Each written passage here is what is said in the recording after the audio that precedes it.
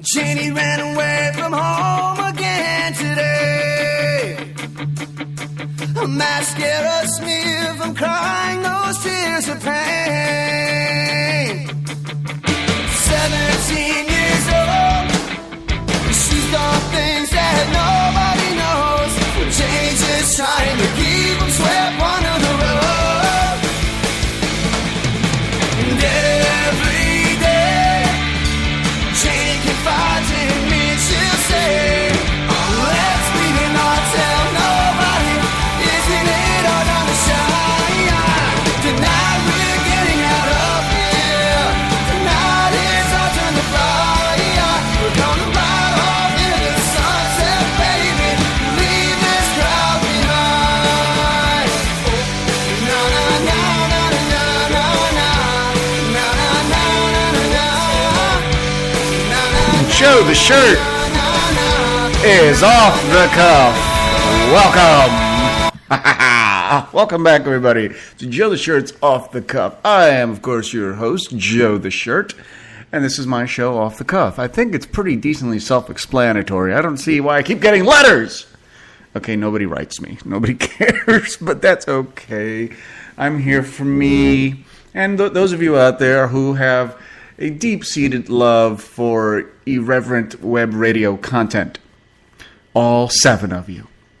In any case, I've been teasing this for months and months and months. It's my all-animal show. It's called Nothing But Animals today. Thank you for listening in on this. I know that some of you out there have been on pins and needles waiting for a show like this. Ever since, the good old Corn Canned show I did some years ago, the canned corn, canned corn. I can't believe I got that wrong. But the canned corn episode where I talked about the history of canned corn, how it came into being, and the different varietals of corn and ways of doing it. And it was pretty fascinating stuff. I'll tell you that right now. I don't think anything can ever eclipse that. But I do have today the animal show. What are we going to be doing today? Well, we're going to be talking about animals of all varieties. Wild animals, domesticated animals, animals we eat, animals we keep as pets, animals we should stay away from, and our relationships with animals on the planet in general. I find it a rather fascinating topic only because, I am among the many, many, many people all over the world that enjoys having animals in my life. For instance, my girlfriend. No. Actually, she is an animal in the sack. But anyway, actually, a quick shout out to the Russian. It was her birthday last week. She turned years old. And, well, I got to get that checked. Oh, that's some sound problems there. Okay, if you didn't hear me, my girlfriend is now years old. Okay, now that we got that out of the way, full disclosure. All right. But no, we had a lovely time for her birthday. We didn't go out for her birthday because her birthday landed on a Thursday, I think it was, or Thursday or Wednesday. And oh my God, now I don't remember. Ooh, I was drunk. But we didn't go out because there were things that we needed to get done. But we did go out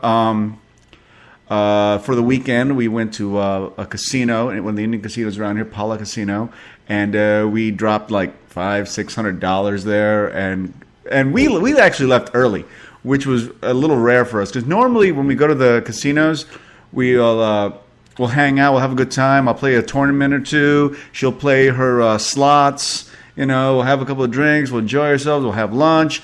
But this time we did all that, and then by 5 o'clock, we were out of money. And we're tired, and this time we didn't book a room at the place. So, but we will be doing that actually next month. Actually, May 1st, we're gonna go back to the Pala Casino. We're gonna go watch Gabriel Iglesias, very, very, very fluffy, funny man. He's one of our favorite comics these days. It's actually weird. We've seen this will be the second stand-up comic we've gone to go see at Pala Casino. The first one was Billy Gardell from the TV show Mike and Molly. You may know Gabriel Iglesias from a TV show that he's on right now called Cristela. Both of them, both fat comics. Yeah, both of them fat. And one of the things I do appreciate about them is the fact that while they are fat comics, and they do fat comedy, fat jokes, it isn't all they talk about, which I find refreshing, actually, because I think way too many fat comics use being fat as a crutch. You know, they rely on the jokes too much. Obviously, you're a fat comic, you're going to talk about being fat. Just like you're a woman, you're going to talk about, you know, your period. Sooner or later, every woman that's a stand-up comic will talk about her period in some way or another. You know, so... But there you have it. Anyway, the show is nothing but animals. Well, except, of course, for the first 6 minutes of the show. Sorry, my bad. Today's music is brought to you by Trenchtown. That was their song, Alive and Well. I think quite possibly the best crappy band I've ever had on the show. And by that, I mean they're really crappy. No. I appreciate Trenchtown for letting me use their music. I appreciate the nice folks over at Spreaker that'll let me use Trenchtown for my own evil purposes. And that was their first song, Alive and Well. Much like myself and my beer, excuse me. Thank you. Well, we got a lot of stories here all about animals today. Like I said, animals are a part of our lives. They're a big part of our lives. You've heard me talk about my dog Jack, and how much I love him. I've posted pictures of him and videos of him on Facebook, making me one of those people. And but I'm not the kind of person that likes to live without an animal for too long a period of time. And I've done it. Didn't always enjoy it, but no, I've had Jack now for almost over a decade now. You know, I adopted him when he was just a little under a year old, and now he's almost 12, and he's showing the signs of age. You know, he sleeps most of the time these days. He's on medication, Rimadyl, for his arthritis. It's an anti-inflammatory, as well as supplements for his joints, fish oil, and older formula dog food, you know. Basically, my dog's geriatric, and he's on dog Geritol these days, you know. And I know that I know a lot of people do not have the type of relationships with animals that others do. I have a very good relationship with animals, I like to think. I love my dog. I've loved my pets before him, even if they were just fish or a hamster that I may have had, or a cat, or other dogs. Never had a bird. Never owned a bird. But, I had a cow. I had a pet cow for a little while. At least they told me it was my cow. This was in Puerto Rico. I went to go visit my grandfather in Puerto Rico, and he had a couple of farms there. And on the farm, he had a cow. And they told me that, they had several cows. Don't get me wrong. But there was this one particular cow. It was a black and white cow. What a shock. Actually, it was mostly black. And I was told that was my cow. And I hope I didn't eat my cow. I did. Well, I think I was like 6 years old at the time. They just told me, yeah, that's your cow. Yeah, sure. Whatever. Yeah, it's your cow. I'm like, okay, I have a cow. But people's relationships with animals are very, very different. Some people... Like my buddy Raitai, he is not a big animal enthusiast. He definitely believes that animals are meant to be eaten and not heard. He had a pet dog that died recently. By recently, I mean like last year recently. But he had the dog for a long time, and Raitai is one of those people that views animals as animals. He doesn't view them as people. He doesn't view them as a part of his family. He sees them as a pet, which is entertaining but not necessary. And so when the dog died, I could tell he was actually emotionally bothered by it. It actually, did affect him, even though up until, just like the year before, I had no idea he had a dog. They kept back home with his family.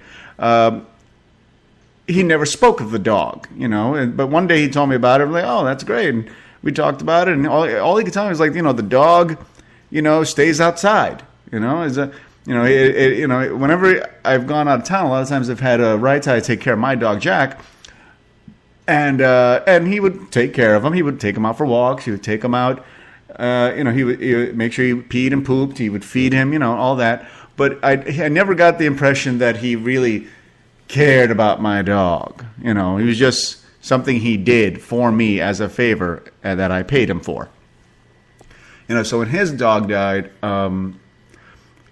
he was actually a lot more emotional about it than he would let on that he would be. I figured he would be. I think it's very difficult to have a pet in your life in any way, shape, or form and not recognize, its impact on you. It's very difficult to do that, which is why my girlfriend, the Russian, has assured me many, many times that one day when Jack goes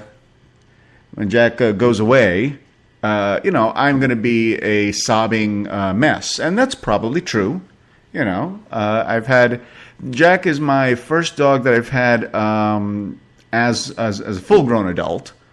My last dog was in college, and she was stolen from my family's house when I went to go visit my mother. I brought my dog with me, and then I had to go back to college, and I had to leave the dog behind, and was planning on then sending for her, my dog Tanya.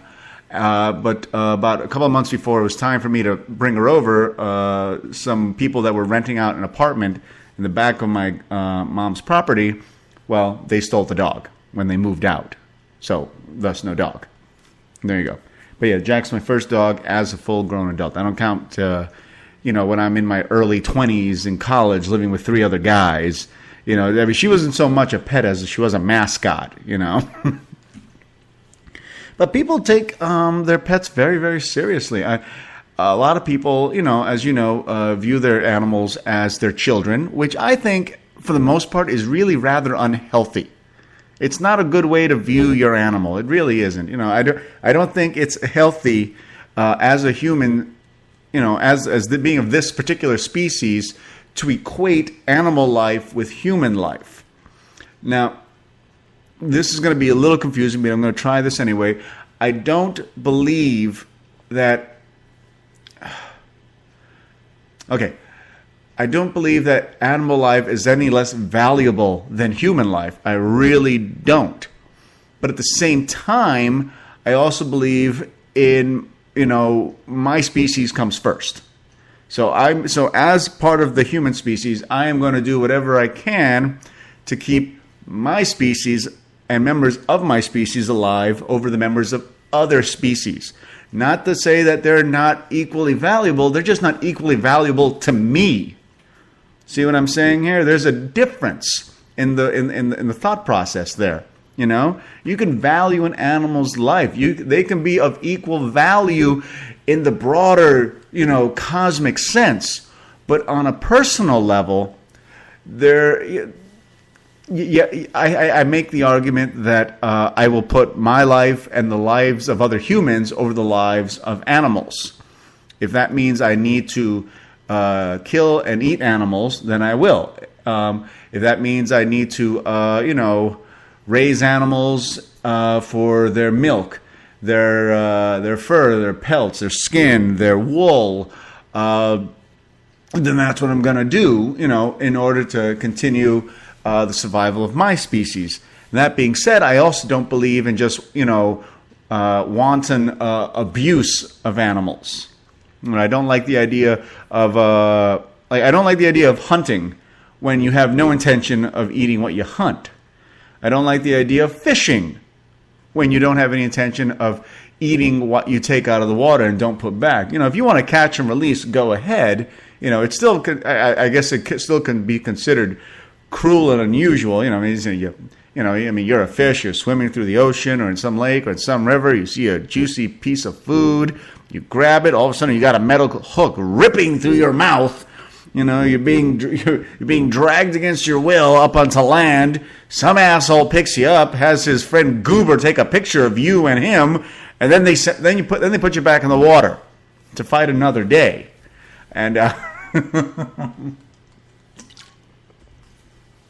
mean, I suppose that's better than, you know, being than dying if you're the fish, but I like to see them try that. I like to see people try that someday. You know, so I always love all these fishermen that always say things like, "Oh, well, the fish doesn't feel any pain." I'm like, really? Are you sure?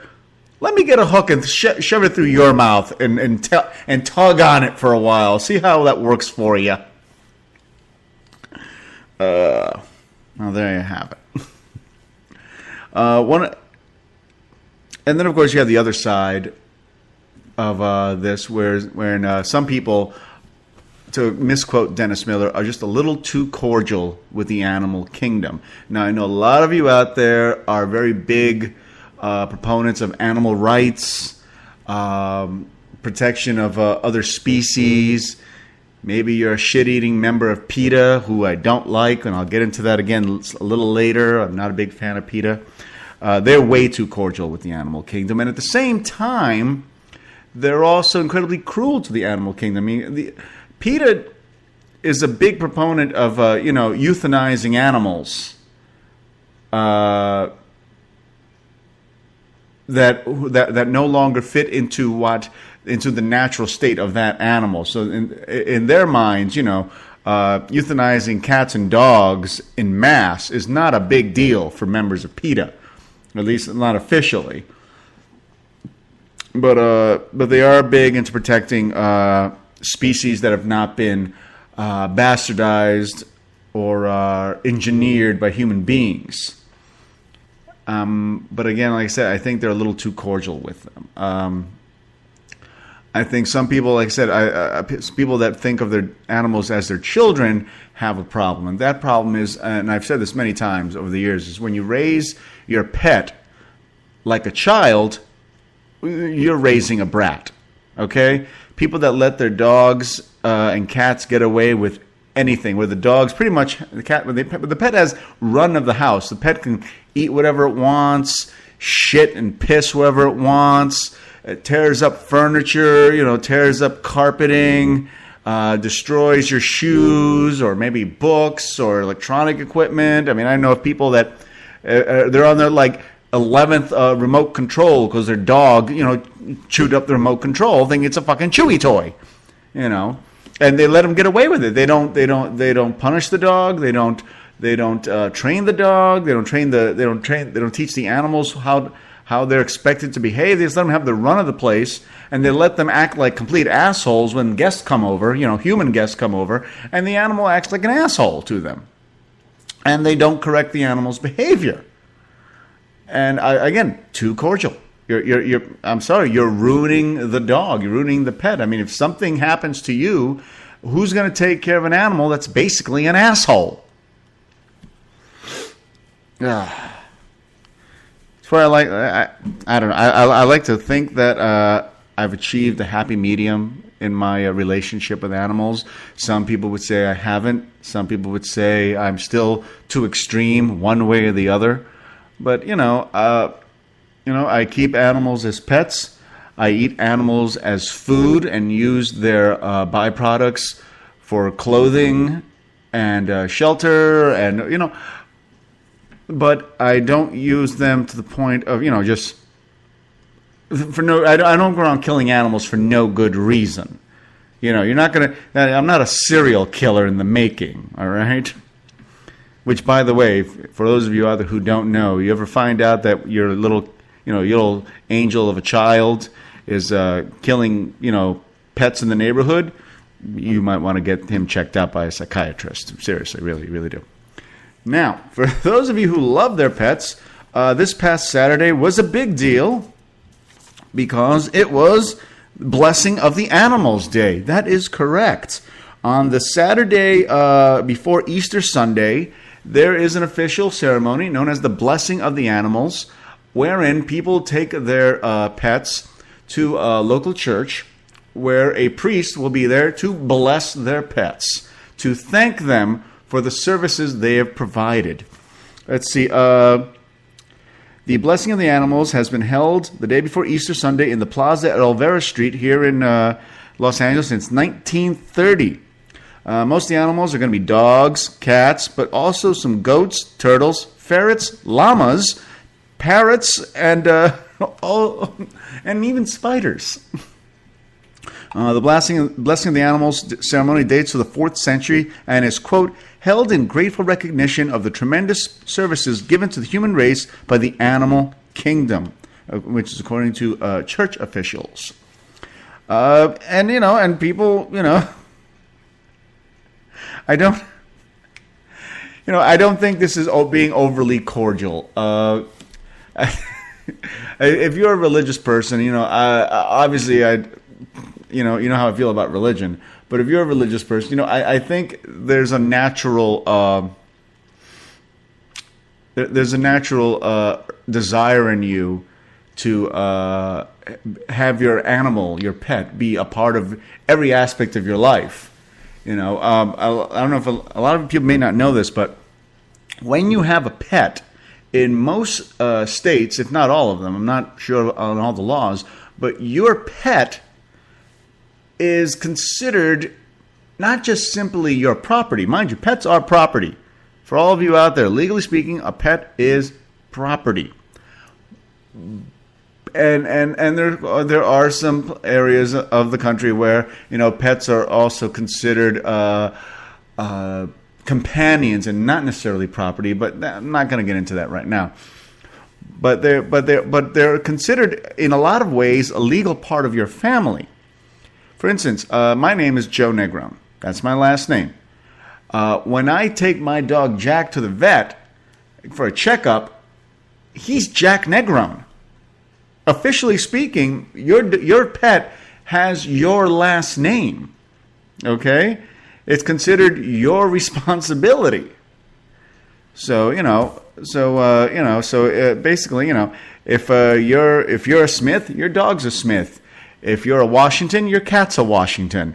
If you're Gonzalez, your entire ant farm, one big colony of Gonzalezes, which for Gonzalezes is really not all that uncommon to have several hundred fitted into one small space. But, and I mean, it's gotten to the point where some people actually, when it comes to their pets, the people will oftentimes not just simply take their animals to get the blessing of the animals, but the pets become a part of their religion. Some people actually insist on having their pets buried with them, once they die. Maybe if your dog dies early, and he gets cremated, a lot of people will have the cremated remains placed in with them when they die as a request. There are pet cemeteries out there. One of the biggest ones is right here in Los Angeles, actually, where, people go and they bury their pets, and they go visit their pets, and they leave flowers and tokens for their pets. And now, in certain pet cemeteries, you can actually get buried with your pet in the pet cemetery. They are selling plots for human beings to be buried alongside and or with their pets. So, like I said, it's truly amazing how people think of animals these days. Like I said, and of course, again, on the other side of that is, when people really don't give a flying fuck about animals. I know some people that while they believe that recycling is a good idea, while they believe that conservation of water is a good idea, they don't believe in the protection of other species from extinction. They don't think that's a good idea. They think that it's a waste of time. They don't understand. It's like, what's the big deal? They don't understand that the whole, we are connected philosophy, theory out there that, what happens in the animal kingdom does affect us. One of the biggest examples of this is bees. Bees are an integral part of human existence, to be put simply. I mean, and the bee population in the United States is dangerously low. It's like down like something good, like 80 or 90% from where it was like 100 years ago. And people, you might be thinking, well, good, less bees, less stings. Who gives a fuck, right? Well, here's what to give a fuck. I mean, you got to remember, bees do more than just buzz around, stinging people and making honey. Bees also go around pollinating plants, flowers, trees. They are an integral part of how our ecosystem works, okay? Without bees, there's a good chance there'll be a lot less vegetation. And with a lot less vegetation, there'll be a lot less animals. With a lot less animals, there'll be a lot less food. Thus, us. Also, if the plants all start to die off because they're not being pollinated, well, then there'll be a lot less oxygen on the planet as well, won't there? So, they say you got to find the happy medium somewhere, where you understand the importance of animals and how they fit into not just human life but world life. Okay, it's an ecosystem; it all works together. But at the same time, as human beings, we have to remember that they are animals, and maybe not empirically less valuable than human life.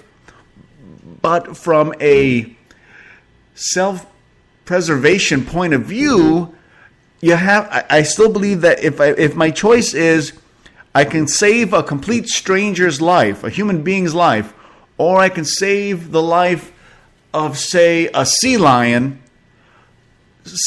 got to fend for himself. That having been said, if I have to choose between my asshole neighbor, who I don't like, or my dog, well, me and my dog will light a candle at his fucking funeral. Fuck him. And now it's time for a break with more from Trenchtown. Their first song was Alive and Well, and here's Killing Time, which is what I'm going to be doing while I play this song. I'm Joe the Shirt. I'm off the cuff, and I'll be right back. Just killing time.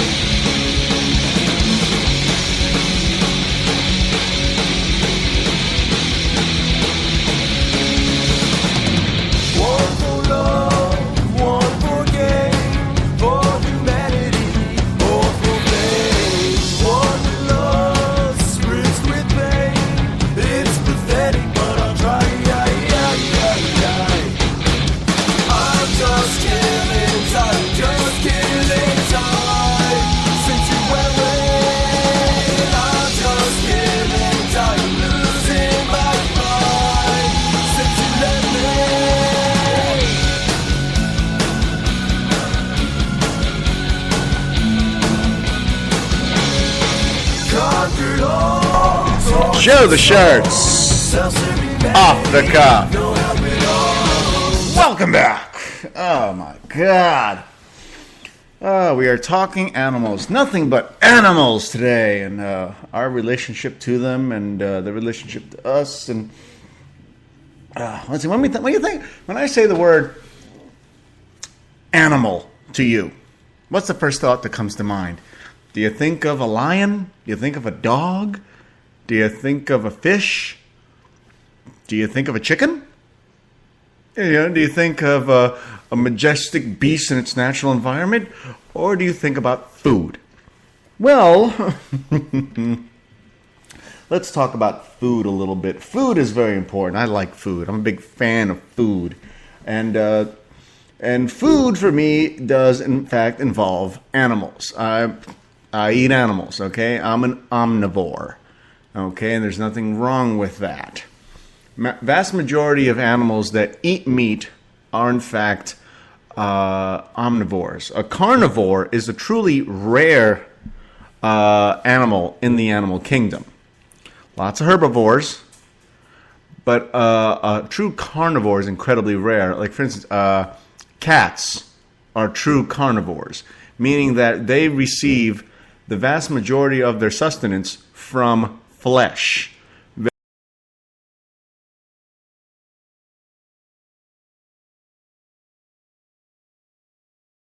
also gets most of its hydration from the meat it eats. Okay? You actually, for the most part, if you feed your cat wet food only, you really don't have to give it any water. It gets most of its water from the wet food. You really don't have to give a cat milk or cream or any of that bullshit. They don't need it. They don't really. They like it. They enjoy it when they get it, but they don't need it. And also, their bodies are not really designed to handle it. Probably better designed than most human beings. In case you didn't realize this, most human beings are actually lactose intolerant. Some more than others, some less than others. But generally speaking, being lactose intolerant is actually normal. And like I said, cats are true carnivores. They don't need dairy of any kind. Really, just give them wet food, and your cat will be perfectly happy. Like I said, most of the time, you don't even have to give it fucking water. Dogs, on the other hand, are not true carnivores. They do require vegetable matter in their diets, same as wolves do.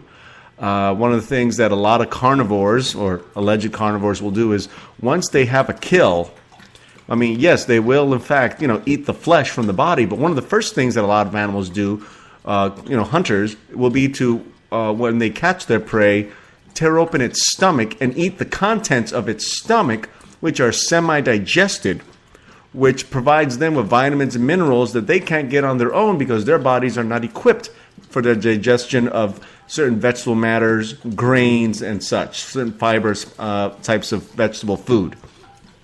So they go off and they eat the contents of semi-digested food from stomachs and intestines. Okay. You're getting a little science lesson today too, huh? All right. Now, so we're talking about food, and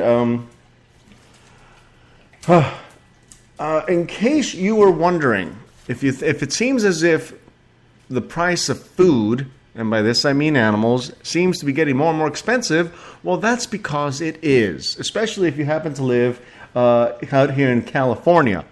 Now, the reason for this is twofold, actually. One of the biggest reasons that the price of meat is going up, and when I say meat, I mean all meat. I mean beef, pork, poultry, you want to eat ostrich, chicken, turkey, ham, cow, bison, whatever the fuck it is you're eating, it's getting more expensive. And why is that? Well, the first reason is, California is in the middle of a drought. A pretty severe drought. It's been going on for like the last 6 fucking years, drought. Okay? And lack of water makes water expensive. So you have, all these cows, all these chickens, all these pigs, all these domesticated animals, all these goats and sheep all over California and all over the country that need water. And there's a water shortage here in California specifically. And you know what? That's going to drive up the price of meat because it drives up the price of water goes up. Farmer's got to pay more money for water. He's got to process that cost somehow. He's going to pass that on to us. And you can't blame him for that. That's just the way life is. But another reason that food here in California is getting more and more expensive is because we're actually rather animal friendly all around. Hold on, let me find something here. According to this, not just the price of chicken meat is going up, but the price of eggs is going up because of this year actually, a landmark California law mandating roomier hen houses go into effect. From Lakeside, California, if your eggs seem a little pricier, consider the recent changes. In the last 6 months, third-generation egg farmers in central San Diego County has reduced his flock by half and embarked on a $1 million overhaul of his hen houses to make them more spacious. Customers are now paying about 50% more for a dozen of eggs from the Hillikers family business at around $3 a carton. Which meaning that not 6 months ago it was only $2 a carton. Now it's $3 a carton. Why? Because they had to go and make their hen houses roomier, more spacious, more comfortable. Give them room to scratch on the floor and play with each other. I don't know. Look, I'm not saying that, I'm not a big fan of chickens that are kept in those little itty bitty boxes where all they do is just sit there, lay eggs, eat, and shit, and they never move around, they never have any exercise, they never get to do anything. I'm not a big proponent of that, but if you want the eggs, if you want the chickens to be treated in a more humane manner, and you want them to be treated decently, you want them to not suffer as much, to be, happy chickens, well, that's going to cost you money. Okay? So anybody out there that is bitching about, the price of eggs, and at the same time they're animal activists, well, you have to shut the fuck up. Because you're basically the reason the price of eggs is going up. And, and I'm okay with that. You know what? We go through about a dozen eggs in our house, maybe every 2 weeks. Week and a half to 2 weeks, we go through about a dozen eggs, which, as any cholesterol expert will tell you, is probably way too many eggs. But there you go. The prices for wholesale eggs are expected to rise anywhere from 10 to 40% in the next year because of the infrastructure upgrades and the reduction of flocks provide animals more space. So what's happening is they're building roomier cages for the chickens and having less chickens available to produce eggs, which means that there'll be less eggs produced, which means that they'll be more expensive. And the same goes, is passed on to the price of meat overall. Now, of the 50 states, for the sixth straight year, the Society has ranked the Golden State, that's our state, number one on its list of 50 states for laws and policies relating to wildlife, farmed livestock, pets, and animal fighting. Apparently, no state in the Union is nicer to animals than California. Okay? So says the Humane Society of the United States, which bills itself as the nation's largest and most effective animal protection organization. California, according to this is a quote now from the LA Times, California has been very, very good to animals. The state has passed regulations, legislation, and ballot measures to improve animal lives.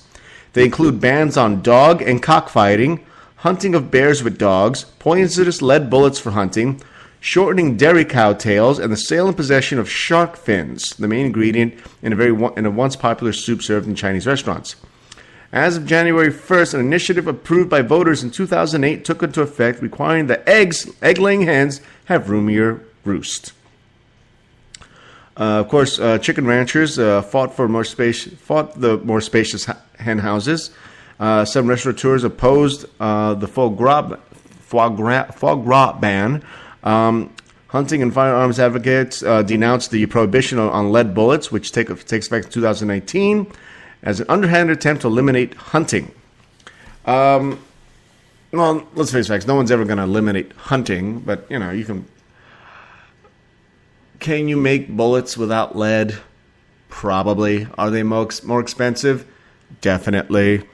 But here in California, we're animal friendly. We are the friendliest state when it comes to animals. We, among other things, we're among the first states with cities that put bans on circuses that involved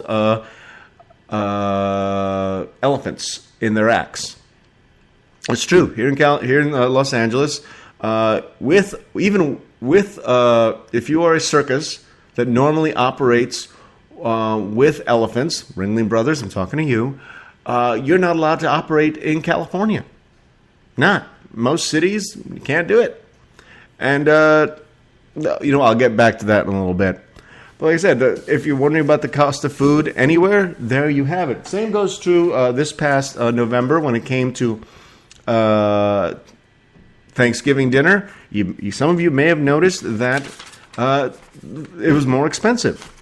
As a matter of fact, let's see. According to an annual survey from the American Farm Bureau Federation, they found that the average feast for 10 people now costs $49.41, a 37-cent rise from the previous year, 2013.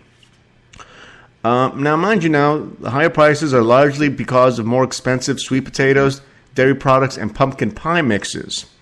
But that still ties into the cost of the bird. I mean, and the cost of raising animals for those dairy products. Let's see. But I will say this though: turkey itself actually was less expensive this past year. According to this, the average 16-pound turkey cost $21.65, which is actually 11 cents less than the last year. I don't know how that works exactly. I don't know how it is that the price of chickens and chicken eggs keeps going up, but the price of turkeys went down 11 cents. And by the way, the average feast for 10 people costs $49.41. Where? You know what? We made Thanksgiving dinner here this past year, me and my girlfriend, for her and I and one of my friends. That was it. 3 people. Shit cost us at least that much. Fuck feeding 7 others. Oh my God. And of course, chefs in Los Angeles and California can rejoice once again. Foie gras is back on the menu. That's right. Last year, there was a ban put into effect on the serving of foie gras in restaurants. Now, for those of you who don't know what foie gras is, it is duck or goose liver that's been pretty much cooked and shredded and served as basically it's a pate of this stuff, but the way it's made, of course, is that the animals are force-fed in order to get their livers to overwork and become bloated and make the liver meat particularly tender and fatty, much like, say, an alcoholic drinking too much. Well, it was considered a cruel and unusual activity, and thus, in order to prevent the serving of foie gras, well, actually, they were trying to prevent what they deem as torture of the animals, and they want to stop that. And in order to stop that, they stopped making it legal to serve. So by making it illegal to serve, well, there's no need to do that to the animals. I like foie gras. I do. I think it's tasty. It's damn tasty. And I got to tell you, you hear all these horror stories about foie gras and how it's done. You've all seen the videos online of birds being pinned up against the wall and like pounds upon pounds of food being shoved down their guts. And then I've also seen the videos of just a bird being grabbed, some food being basically a few ounces of food being slid down their throats. They eat it, and it continues to do the job. I don't know who to believe exactly, because one seems just bizarrely evil, and the other one seems, well, really rather mundane all around. So I don't know exactly which one I'm supposed to believe. But as of right now, if you own a restaurant, go ahead, serve all the foie gras you want, you chef bastard, you. Now, what if you have an interest in food that's a little more, let's say, exotic? Well, from Temple City, California here, an Asian market has drawn some criticism after a video on social media shows raccoons on display in their market. That's right, frozen raccoons found in grocery store meat bins. An Asian supermarket in Temple City is coming under fire for selling dead raccoons after a video circulated on social media showing bodies of the animals in the frozen meat section. The frozen raccoons were in plastic bags along with packages of meat and fish. The customer, Christina Dow, pleaded with her Facebook followers to share the video and noted that she had seen 7 to 8 freshly slaughtered raccoons inside the supermarket freezer. She said the dead raccoons were fully intact and their fur bloodied. The raccoons were apparently sold for $9.99 per pound, though the one particular raccoon sold for roughly $54. I don't know, extra tender, I don't fucking know. Now, according to the Department of Health Department, a raccoon would be considered a game animal under California Health and Safety Code and could be sold as food. But it could only be sold only if it was from an approved source. It was not considered an endangered or threatened animal of the State Department of Fish and Wildlife. Now, raccoons are not endangered anywhere. There are raccoons in the fucking tree behind me. Okay, we've seen them. We've seen them swimming in our pool. All right, so let's not act like they're endangered, and let's not act like it's the world's biggest deal. I mean, I'm sorry. This woman was in a market where they sell food, they sell meat, they sell cow, they serve pork, they serve chicken, they serve turkey. Why not serve raccoon? For all we know, it's delicious. Now, according to this, the animals are hunted and eaten in some areas of the southern U.S. and are considered a delicacy in China. And at least one exotic meat market in Riverside County offers raccoon, zebra, water buffalo, and coyote meat. There you go. And finally, when it comes to animals and food, well, there was an accident a little while ago where one truck was carrying frozen chicken, and the other one was hauling crates of bees. They collided on the 10 freeway in Coachella on Monday and caught fire, creating honey roasted chicken.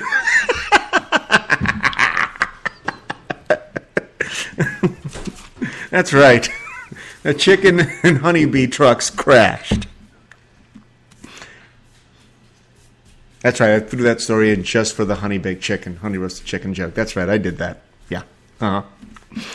In any case, there were no injuries. Bees were dispersed by the smoke of the collision, so nothing to worry about there. But yeah. And actually, I do have one more. I thought it was finally, but I have one more story on animals and food. Animal rights activist came up with another video that caused the New Mexico dairies to close. According to this, the footage of abuse also prompted a food company to revise supplier guidelines. Activists say that they captured images of workers using chains and metal wires to whip animals on their faces and bodies, using tractors to drag milk cows too weak to walk on their own, and electrically shocking the genitals of many animals to get them to move. Cows were also kicked, punched, and stabbed with screwdrivers. This is from the Winchester Dairy, a 3,000-head privately owned business outside of Roswell, which was closed shortly after the video became public in September. The firm said in a statement the cows were sent to other dairies and the employees fired. The Livestock Board completed its investigation of the Winchester in October, but Chaves County has yet to say whether it will file charges. Quote, "We gave the prosecutors our results months ago," said Ray Baca, executive director of the board. But, quote, "We've heard nothing from them." The prosecutor's offices did not respond to calls for comment. Now, such undercover activity has been banned in some states. Legislatures in Idaho, Utah, Iowa, Missouri, North Dakota, Montana, and Kansas have passed what the critics call ag-gag laws that criminalize taking videos of animal agriculture operations without permission from the owner. Well, of course it's going to be without permission from the owner. Okay, look. You all know me. I'm happy to eat a cow as much as the next person. Cow, chicken, whatever. Give me some raccoon. I'll eat that too. But I do believe that the animals should be treated in a humane way. And I don't think that electrocuting genitals is humane. I don't think that whipping animals with a razor wire and chains is humane.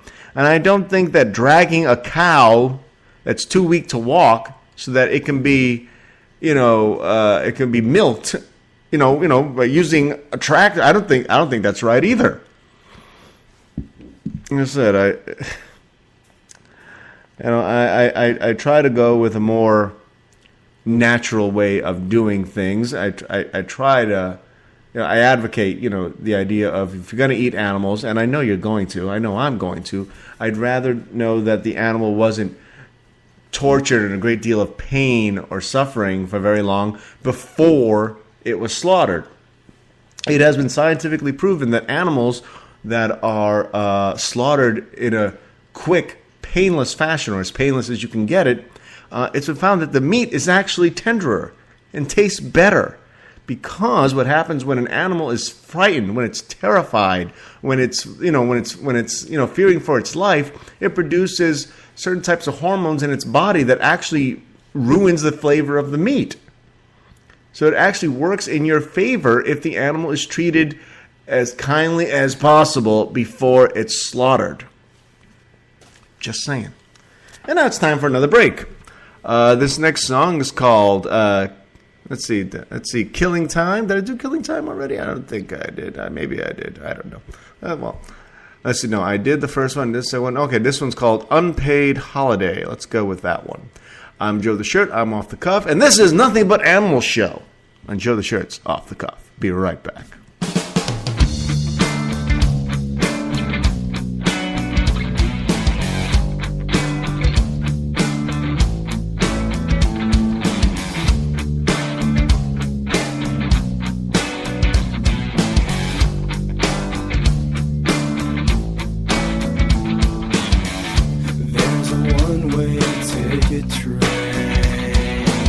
Why don't you take another unpaid holiday? It knows a place where it can rain, like when you're pouring out tears from this parade. We'll waste away, but you might slip off the track, asking me to change.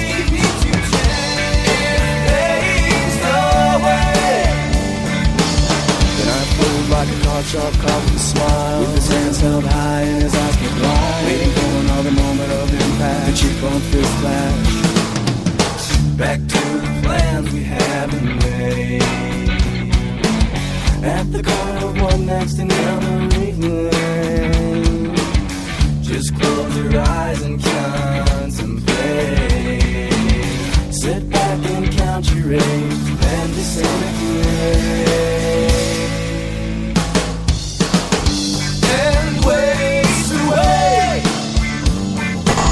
Show the Shirts Off the Cuff. Welcome back, everybody. Oh my God, so many stories to go through. Wild stuff. Okay, so I've been talking about some of the horrible things that human beings do to animals. Let's talk about, what happens when it goes the other way. All right, let's try that. All right. Let's see. What do you want to talk about? How about we start with, oh, here's one. Have you ever gone on one of those whale watching tours? You ever do that? Fun, right? Really pretty, really majestic, isn't it? Okay. Well, apparently, from Mexico, a tourist was killed and two others were hurt by a whale. A 35-year-old Canadian woman died and two other tourists were injured when a surfacing whale crashed onto their boat, according to Mexican authorities. The Attorney General's Office for Environmental Protection said two other tourists suffered considerable injuries when the whale breached and hit the side of the boat. Photos showed the open boat apparently undamaged.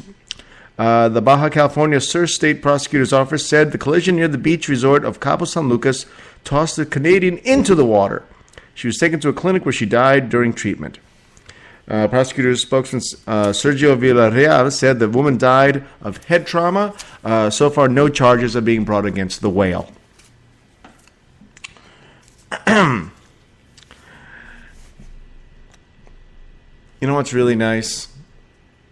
Animal sanctuaries. Aren't they nice? They're nice, aren't they? It's a spot where animals are brought to for no other purpose than for them to be comfortable, for them to live and be themselves. Unless, of course, somebody dies there. The owners of Maine Elephant Sanctuary, they're elephants in Maine. Wow. Where a caretaker died after apparently being stepped on by an elephant will not be cited by federal workplace safety regulators. Apparently, a March 4th letter to Hope Elephants, the Occupational Safety and Health Administration, also known as OSHA, recommended that workers not be in the same unrestricted space as elephants, except in rare circumstances. Hope Elephants Refuge founder James Larita died in an enclosure in September. Death was ruled accidental. No charges have been brought against the elephant.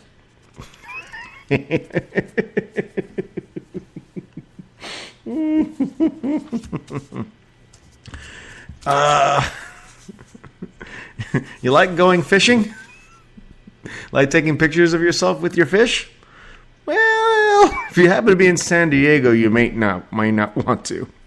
A 62-year-old man was bitten by a sea lion and pulled into the water at Mission Bay. The man was aboard his boat after a day of fishing and was posing for a picture with a trophy fish, according to San Diego lifeguards.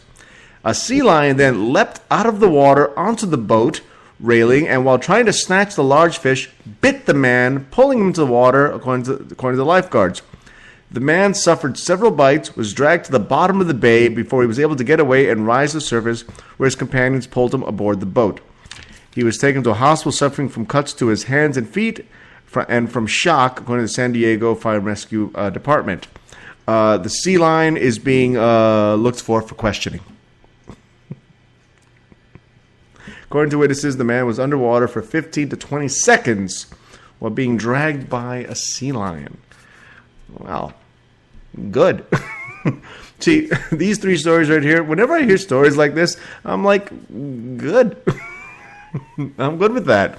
A buddy of mine, Dave Estes, stand-up comic, once did this great joke where if a man gets attacked and killed by a bear while he's out hunting bear, then the headline in the paper shouldn't be "Man mauled by bear." It should be in the sports section where it reads "Bears win."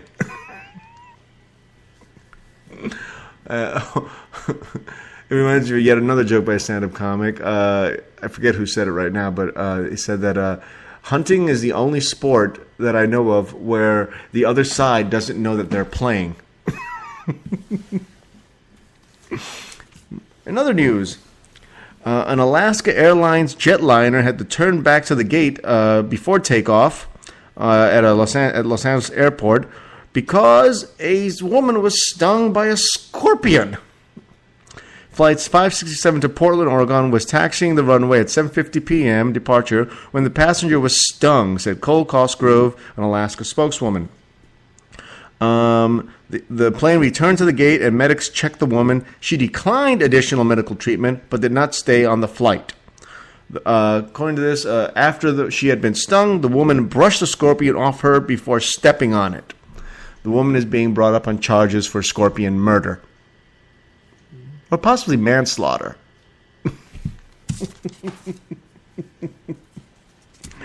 Let's see. And from Egypt, an Egyptian security officer said a shark killed a German citizen on Egypt's Red Sea coast. The officials said that the 52-year-old man's body had been moved to a hospital after the attack on Saturday, and officials were conducting an investigation. He said the shark bit off the man's leg at the knee. An official from the German embassy in Cairo said officials there had received reports that a German citizen died in the area, but were not aware of the cause of the death. I don't know, maybe having your leg removed at the knee by a shark might have been the cause of death. See, okay. I know what I said before. That we, as a species, need to value the lives of our own over the lives of others. But at the same time, I can still see how it's fucking funny when the animals get us. Now, here's one for you. Now, I think, a month or so ago, I told you a story about a police dog that had been shot and killed by an alleged perpetrator. And And then later on, this perpetrator was found and shot and killed by the police. Like I said, I've always said before, cops don't like it when people kill cops. And officially speaking, a canine is, in fact, a police officer. Okay? And you kill a dog that works as a canine attack dog for the police, you are killing an officer of the law. And as a matter of fact, in many areas, many police precincts, where you have a dog and his handler, the dog actually outranks the handler. So that way, if say it's ever brought up that the handler was abusing the dog, it's not just assault and battery and abuse of an animal. It's assault and battery of a superior officer, which brings about its own heavier, stiffer punishments. But in this story, a 4-year-old boy's leg was amputated at the ankle after he was mauled last weekend by a police dog under the care of his father, a Rialto officer, authorities said Thursday. The boy remains in the hospital in Loma Linda. He's expected to walk again, but with the help of a prosthesis. Michael Mosteller, a veteran officer and son of retired Rialto police officer, came home 2 days away working with at-risk youths. So, his wife and infant son were out shopping. Inside the home, the 4-year-old was playing a video game when Mosteller released Django, a 7-year-old Belgian Malinois, from the kennel. The dog roamed in the backyard as Mosteller went inside his home to change, sliding the glass door shut. At some point, the boy wandered outside, and the dog, trained to bite suspects and felons during police pursuits, bit into the child's leg. 2 teenagers playing football nearby heard the screams of a neighbor who spotted the attack. One of the teens alerted his father, one Jeff Holmard, who knocked down the home's wooden gate and kicked the dog in an effort to free the boy's leg. Django wouldn't let go. That's the name of the dog, by the way. Holmard put his hands on the dog's jaws to pry him from the boy's ankle while the 2 teens pulled the boy to safety. Holmard then picked the canine up, slammed him to the ground, sits down, and bear hugged him. Currently, Django is under quarantine, and police are determining whether the dog will return to service. No charges are being brought up against Mosteller, the dog's handler. Now, okay, for me, this story may not be as funny as the others, but but it relates to something I've said a zillion times before, and that is you cannot predict an animal's behavior. I don't care how well trained you think the animal is. And let's face facts. Canine attack dogs, police dogs, are highly trained. And it's not just like they just grab any dog and train them to be police dogs. As a matter of fact, a lot of dogs that go in to be trained as police dogs, they fail. They wash out. They don't make it through the program. It's not automatic. The dogs are trained, then they're tested, and if they don't pass the test, they don't get to be police dogs. Okay? So you got to consider the ones that make it, they went through a lot of obstacles, a lot of training, a lot of obstacles, a lot of endurance tests, intelligence tests, personality tests,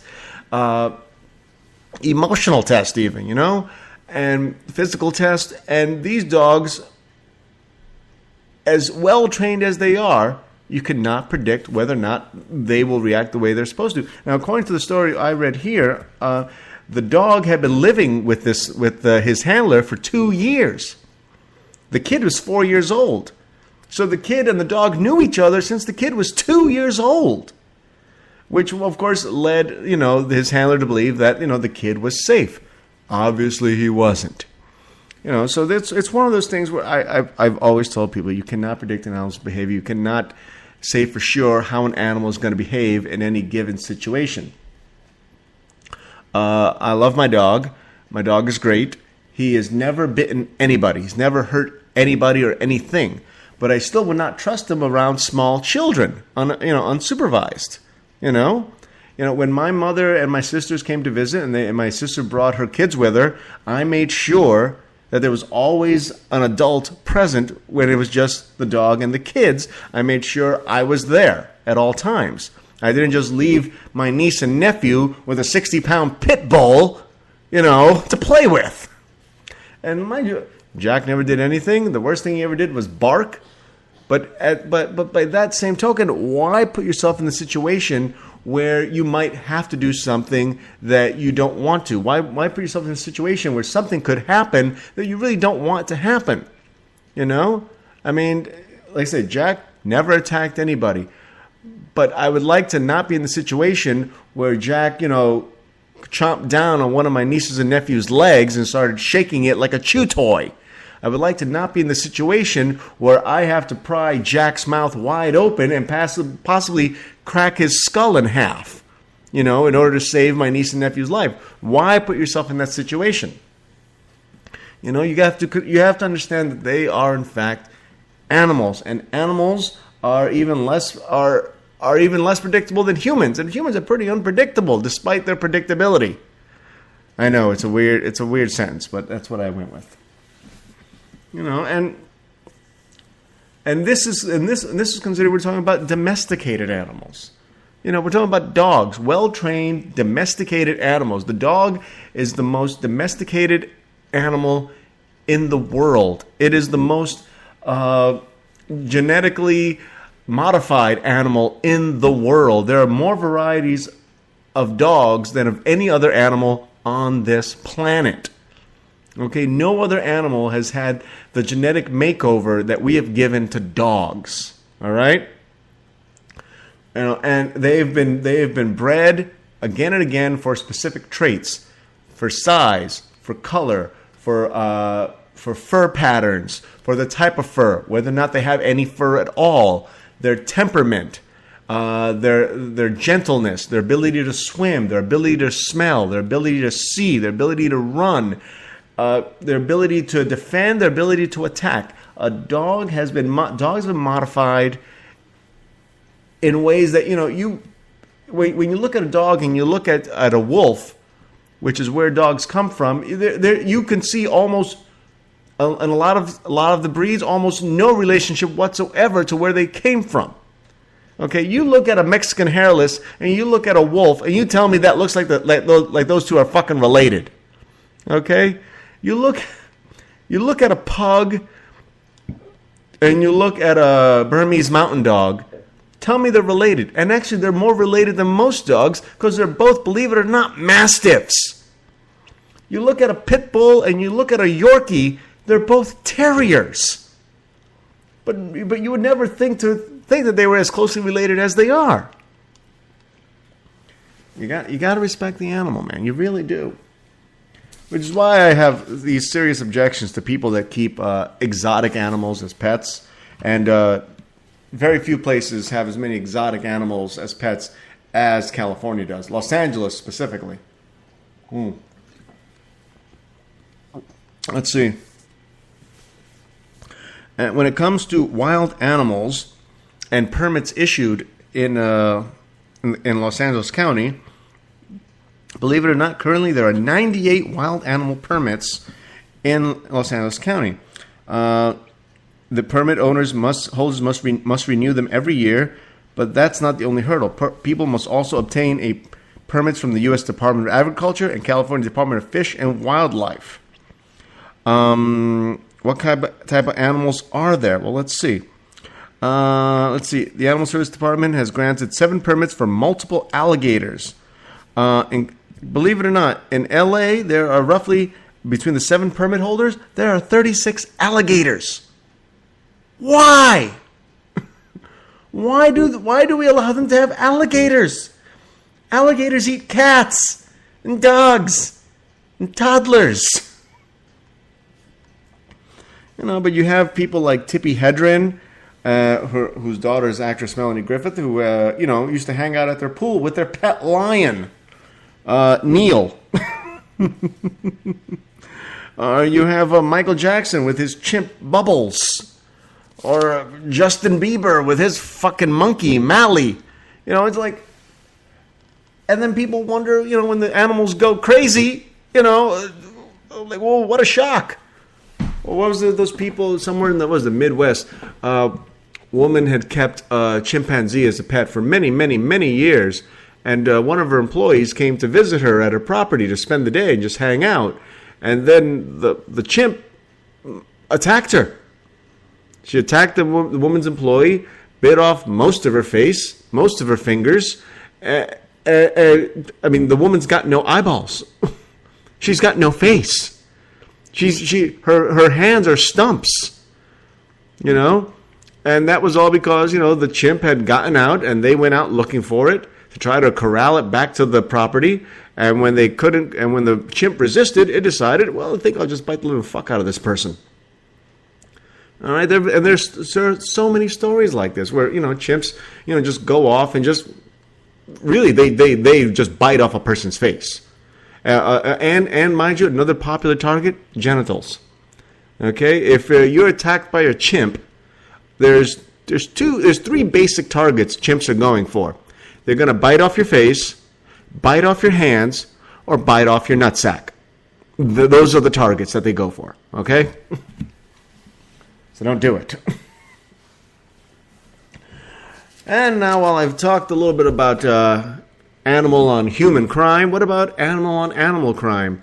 Now, I don't know if you guys remember, there was a sea otter that had become an ambassador for her species after recovering from an oil tar soaking.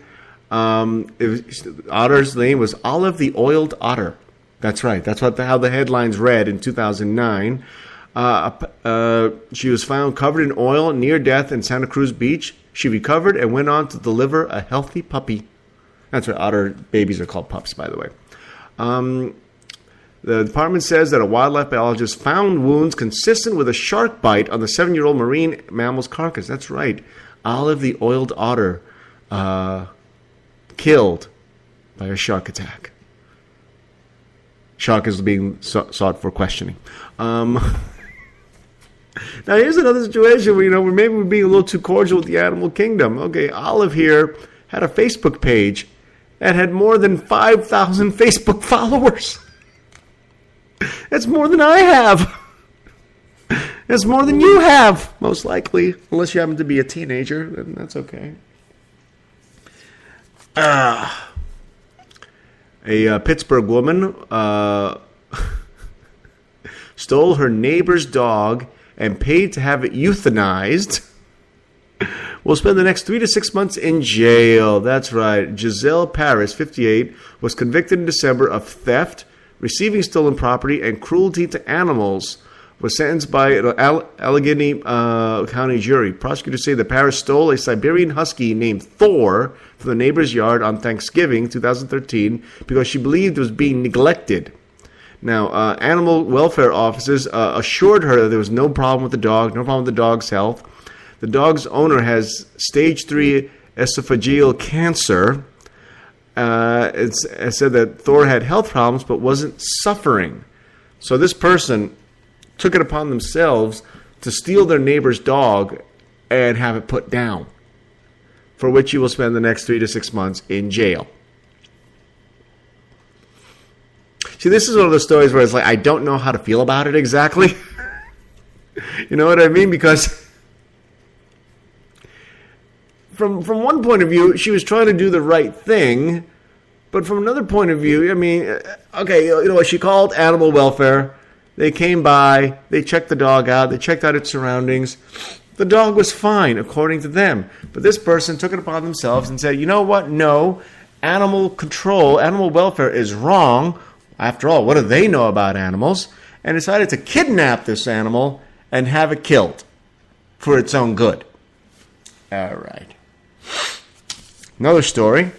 A North Hollywood man has been charged with animal cruelty and criminal threats after eating his former girlfriend's pet rabbit. Prosecutors said that Dmitry Dyachenko, 46, killed, skinned, and cooked the pet. He then ate half of it while texting his ex-girlfriend pictures of the act. When the woman returned home, they shared. Dyachenko purportedly told her he would kill and eat her just like he did the rabbit. Oh, see? Can't do things like that. He has been charged with 1 felony count of cruelty to an animal and criminal threats.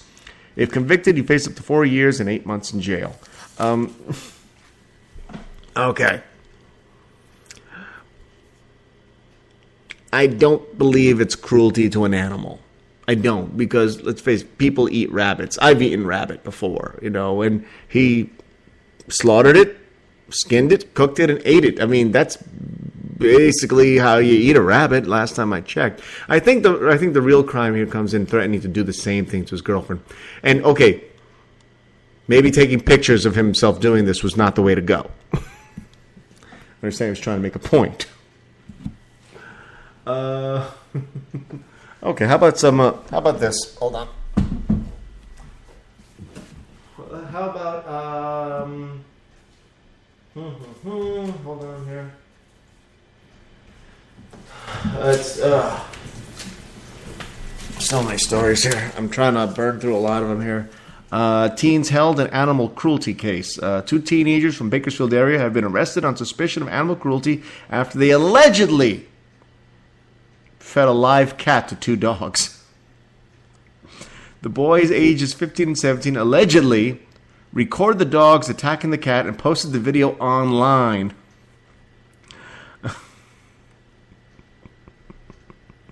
Now, again, that's a sign of a kid might be a potential serial killer.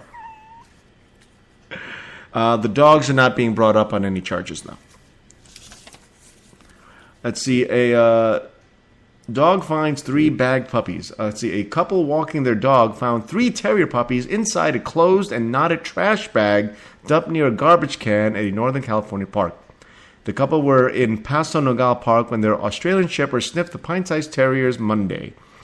According to Contra Costa Animal Services Deputy Director Rick Golfin, says that the 5-week-old puppies will go up for adoption once they are old enough. Aww. Look at that, a happy story. It's a happy story of a puppy. Now let's have a sad story about a puppy. Let's talk about Rocky, the German Shepherd. Chewed off one of his own paws to escape a chain that was too tight. The 11th-old dog is recovering from surgery to amputate a portion of his right hind leg. Ooh. The rescue organization, Coastal German Shepherd Rescue in Placentia, believes the dog chewed off his skin, tissue, and even his toes to free himself from a tightly wrapped chain. Quote, he literally chewed his foot off to free himself from the confinement and the pain. The dog's owners claimed they didn't know what happened to his foot, but that he may have eaten it off, according to the rescue organization. Veterinarians examined Rocky's foot and found ligature marks and festering wounds. They removed his foot because of infection damage. He had a successful surgery and is already walking like a pro on 3 legs. Whoa. Oh, yeah, I got more. Don't worry about that. Hold on, where's that one story that I saved here? Oh, here we go. Let's see here. From Highland, Chihuahua with 2 legs is found. A speedy 2-legged male Chihuahua without a tag, microchip, or home was picked up in the Inland Empire this weekend. Alerted to a report of an injured dog Tuesday night, San Bernardino County Animal Care and Control officers rounded up a 6-year-old Chihuahua in Highland, just east of San Bernardino. The dog, as it turned out, was uninjured. He is missing most of his front leg and left rear legs, but runs naturally as if he's been that way his whole life, which he most likely has. County Communications Officer C.L. Lopez said the dog's condition was probably the result of a birth defect. If the owner doesn't show up by Sunday, the dog will be put up for adoption. That's right. If you want to adopt a 2-legged Chihuahua, this is where you go. Going to a slightly more somber note here. I worked with a veterinary office for a little while, and we had a woman come in who, with her mother, they had found their dog. Their dog had been missing for about a good 9 months, almost a year. They thought the dog was dead. They thought the dog was gone forever. And then a neighbor was driving by somewhere and spotted the dog, recognized it as this lady's dog, and returned it to her. The dog was in fucked up shape. I know this because I was there. I helped to examine the damn thing. And it had... the fur was dirty and matted and crusted. The dog could barely walk or move on its own anymore. And if you looked at its belly, there was a hole in it. A big, swollen hole, like a crater, that was infested with maggots. And the reason this was going on, the reason they had this nasty festering hole, is because the dog, it seems, had developed ovarian cyst that exploded in its body. The cyst had gotten so big, it literally exploded out of its body, causing this hole that allowed for flies and maggots to get in there. And it was just rotting from the inside out. And, I was there while they were the vet was examining the dog, and the vet, was giving them options. The woman wanted to save her dog, obviously. She thought the dog had been dead before, but now they found the dog. And I remember before the vet came in, she had asked me, well, what do you think is going to happen? And mind you, as a veterinary assistant, it's not my job to tell people what's going to happen. I told them I didn't know, and that there was... I told them that it didn't look good, but, I told them I'm not the vet here. I'm not the expert. You need to talk to the doctor when he comes in here, and he will give you all the options. But personally, I'm thinking to myself, you got to put this dog down. This dog is not meant for this world anymore. It's got a hole in its body filled with maggots. And this girl didn't give me the impression that she would be able to put in a lot of time and money and effort into the dog's recovery. And the doctor came in and they talked about it with her. And he let her know, was it possible to save the dog? Yes, absolutely. It was possible. But the vet also informed them that, that he could run some tests. He could run a battery of antibiotics and medication on the dog. And it was going to cost, initially $3,000 to $5,000 for all the tests and medications and hospitalization of the dog. And that even after all that, there was still a really good chance that the dog wasn't going to make it. And the girl starts talking to her mother. When I say girl, I say she was about 19, 20 years old. She was currently going to school, college. And the doctor lays it out for them, $3,000 to $5,000 initially. Who knows what about after that? And the girl starts talking. The mother's telling her that we don't have that kind of money. We can't afford this. And the girl starts talking about, well, maybe I could take out a loan. Maybe I could put this up for sale. Maybe I could do this. Maybe I could do that. And I'm listening to her, and my heart bleeds for her, because I understand that, you have your pet. You love your pet. You finally got your pet back after all being gone for almost a year. And now it's brought back to you, but it's like, it is fucked up. And in my mind, I'm thinking to myself, you got to put the dog down. That's all there's left to it, You love the animal. The animal got lost. It got jacked up while it was gone. You found it again.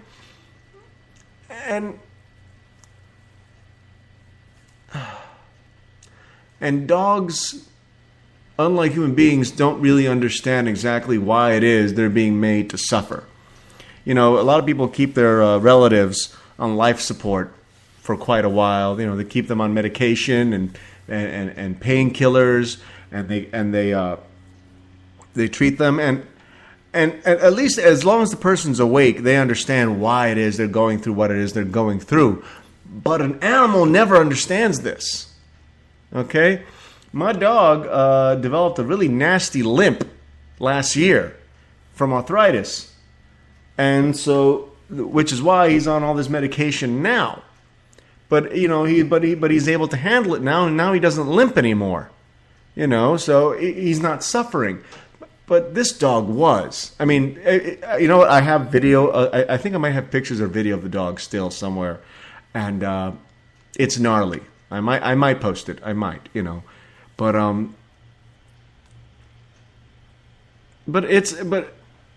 and I asked the doctor after the people left. They opted to put the dog down. Thank God, even though I don't believe in God. Thank God. Because the dog was obviously very uncomfortable, very unhappy, in a lot of pain. And like I said, maggots. There were maggots coming out of this fucking dog's hole where its ovaries should have been. And I'm glad they took that option. But then I talked to the doctor, who doctor had a very nice practice, made plenty of money.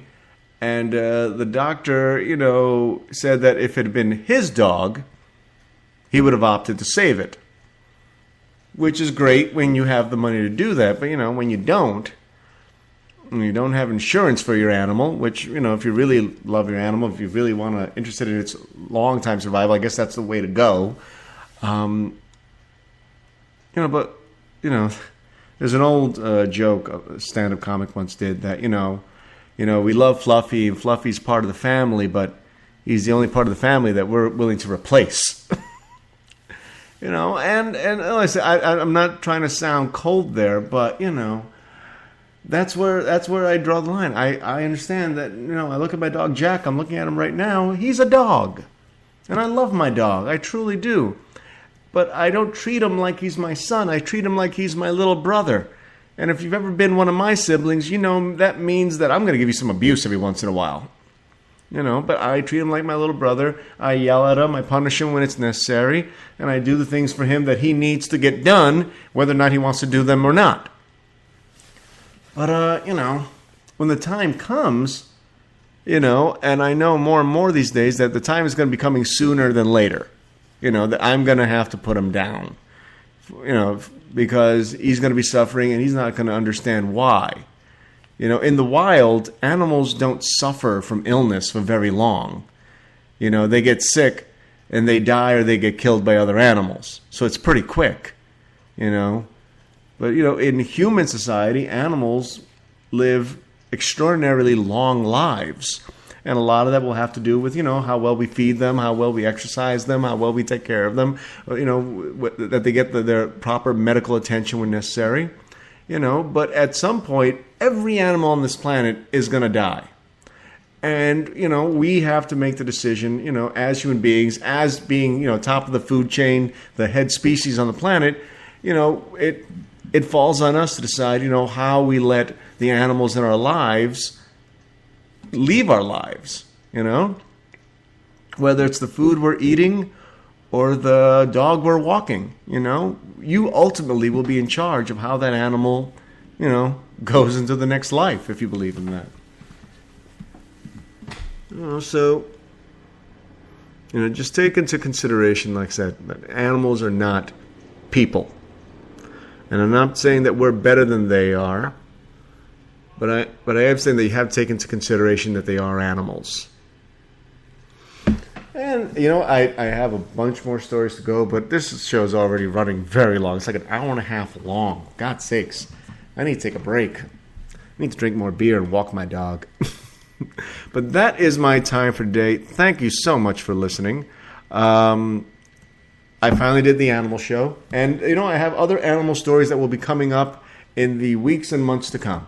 All right? I thank you for listening. I'm Joe the Shirt. I've been Off the Cuff. And here's one more song by Trenchtown. It's called Memento Mori. Thank you for listening. Take care.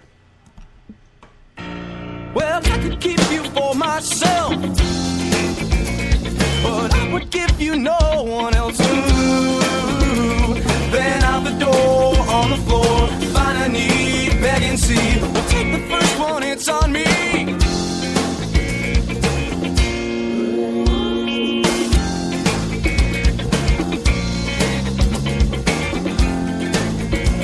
Now take a sweat and hit the shower.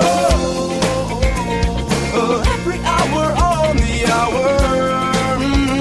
Oh, take a chance, hypno trance. Anytime, blow my mind. Out the door, on the floor. Call a call, be a boss. Sound so guaranteed.